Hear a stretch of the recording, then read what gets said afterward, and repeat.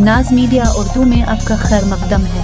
Video को पेश करने में ताउन किया है healing tree hospital, multi super speciality Bidar, Cameroon independent PU college science and arts, Ahmed tourist and travels, हज और उम्रा सर्विस बेदर। आपकी खिदमत हमारी नज़र में किसी इबादत से कम नहीं। आपका एतमाद ही हमारी कामयाबी है।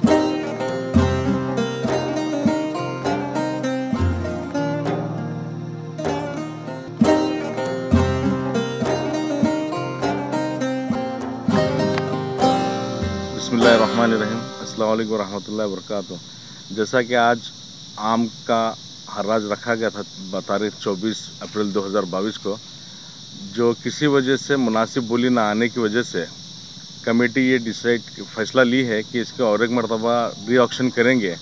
उसकी डेट हम आप लोगों को बाद में देंगे, पेपर के ज़रिए मुत्तला किया जाएगा आप तमाम हज़रात को। और सिर्फ 2 व्यापारी आए थे, उनका भी यही कहना था कि भाई अगली डेट और एक बार मुकर्रर करके आप और एक ऑक्शन कीजिए, और हमको मुनासिब हमारा रेट नहीं आने की वजह से हम इसको और एक मरतबा करने की कोशिश करेंगे इंशाअल्लाह। अस्सलाम वालेकुम।